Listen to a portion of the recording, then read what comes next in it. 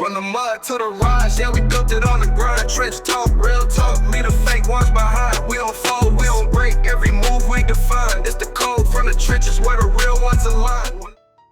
Man, peep this goofy movie that went down at No Jumper. Just the other day, Adam22 turned into 12 himself, calling the boys on some Crips that pulled up to his spot deep as a parade and refused to bounce. Soon as the internet caught wind, folks started cooking Adam like a rotisserie chicken, calling him soft, scary, saying he built like a wet napkin. But keep it a buck, I don't even blame him, bruh. If I'm sitting on millions and I look outside and see 40 crusty gremlins raised on struggle plates and government Wi-Fi, you think I'm stepping out the door to negotiate? Fuck out of here. I'm calling the boys too. Here's how this circus started. Lush, the dude Adam22 keeps around like an emotional support dog. He the one told these dudes to come through. He said, yeah, bring 2 homies. Not 40, bro. Not your cousins' baby mamas, and everybody off Section 8. But nah, these dudes show up mobbing 40 deep like it's a free food drive. Adam peeped the cameras, seen the scene looking like a bad episode of First 48, and slammed that door quicker than a landlord on the 1st of the month. Lush, poor dummy, got sent outside like a sacrificial lamb. He out there sweating, stuttering, trying to reason with dudes who can't spell reason. He telling them, "Aight, bro, Adam don't want y'all here. It's too many." And these dummies still acting slow, talking about Adam need to come tell us himself. Bro, what is this? A high school breakup? See, that's that single mama syndrome. Don't understand no, don't respect a closed door, think everything gotta turn into a protest. Talking about making signs and shit like they trying to free Larry Hoover. Meanwhile, Lush looking like he one wrong word away from catching a 5-piece with no biscuit. Man, it was wild. One dude even out there holding a cake, some other dude slurping on a Slurpee like it's a backyard BBQ. Bro, you came to another man's job with a damn party cake thinking he finna roll out a red carpet? Nah, fam. Y'all should have sent a DM, not a damn parade. And Lush got the nerve to be trying to calm them down. Bruh, you ain't even the manager. You the help. Adam22 fired you on live stream and you walked off looking like your mama canceled Christmas. They should have talked to the boss before bringing the cake and airbrushed vans like it's 2003. Eventually, the police showed up like DoorDash deliveries, told them dusty boys to hit the bricks. They even admitted it on camera.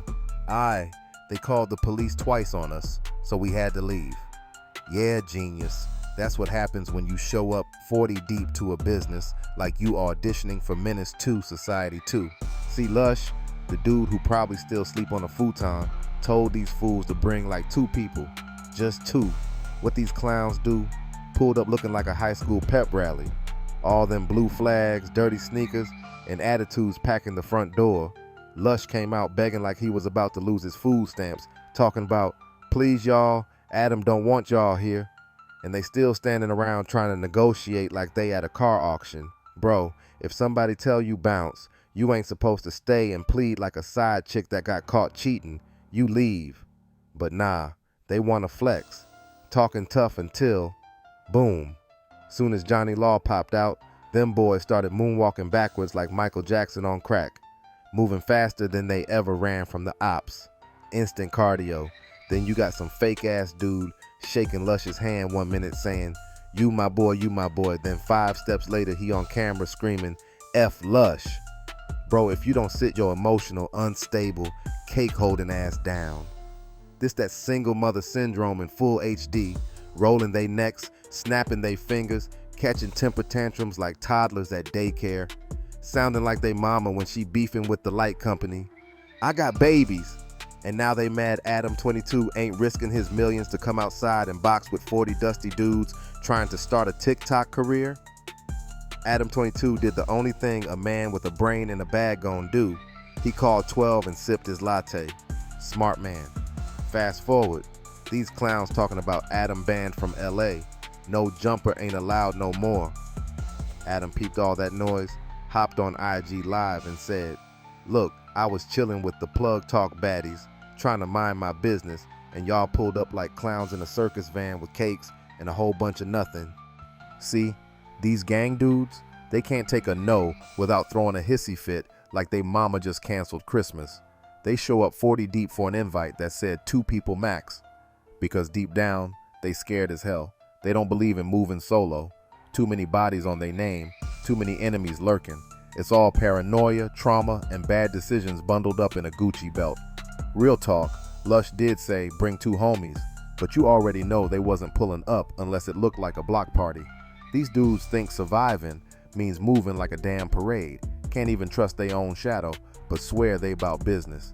And now, Lush the crash dummy taking the fall. Suspension? Bro, if anything, Adam22 need to blame himself too. You the CEO, Goofy.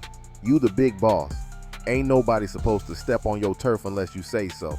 You letting junkies run the schedule and then want to act surprised when 40 crash test dummies pull up with cupcakes and rap dreams. No security, no plan, just vibes and paranoia. That's no jumper's business model apparently. Y'all out here looking like the broke version of Death Row Records. So now, Adam's sitting there like, Lush, you goofy, why you re-inviting Booster McSticky Fingers back up here? Like, bruh, the last time he was in the building, he left with more souvenirs than a Disneyland gift shop.